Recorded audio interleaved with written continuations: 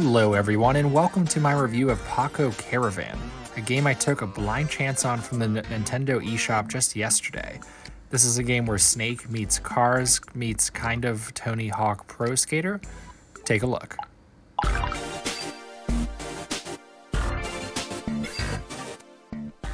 Every week, upwards of 20 or so games typically release to the Switch eShop, of which only a few are traditional wide releases.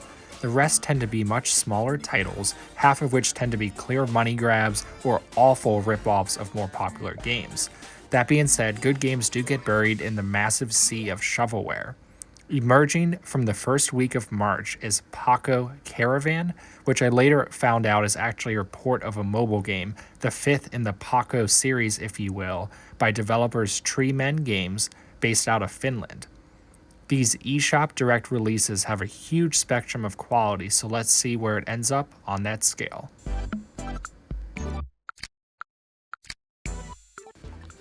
There is one main mode presented with the game loads, where players attempt to complete a series of levels to unlock the next one.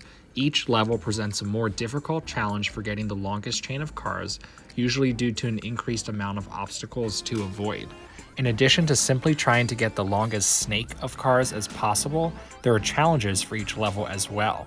Once you complete enough challenges to gather stars, additional levels unlock and the cycle repeats.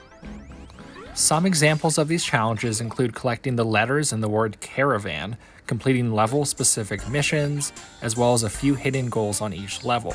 It is nice that these challenges are included, as there is a somewhat more to do than what initially meets the eye, and encourages multiple playstyles depending on what challenge you are trying to accomplish. The game manages to feel very familiar, yet different at the same time. That being said, an additional online mode or even a local multiplayer mode would have been nice. The game is reminiscent of Astro Bears in some ways, so I can't help but wonder what else could have been done to raise the bar and shake the mobile roots even further. PAKO or PAKO Caravan falls into a strange category of games for me that I like to call airplane games. These are games that you can sit down and zone out to for a couple hours, but you're not playing them for depth or even to revisit ever again, and that's okay too. You can play them in an environment where you're surrounded by distractions like riding a bus or airplane, where you don't need to hear everything that's going on. That doesn't mean the game is bad or not enjoyable, but it's different, and it certainly makes it tougher to review since they are not deep experiences, nor do they try to be. Let me just get one quick thing off my chest, which is that I typically hate most mobile games. The in-your-face free-to-play model combined with the constant bombardment of advertisements or pay real money messages is incredibly off-putting. I also rarely see a game where touch controls are done so in a way that are unobtrusive and responsive.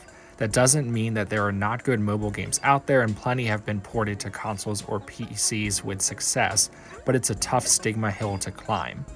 After learning that, PAKO Caravan did have some loose footing to stand on with me right out the gate, but it managed to hold up decently well despite that notion.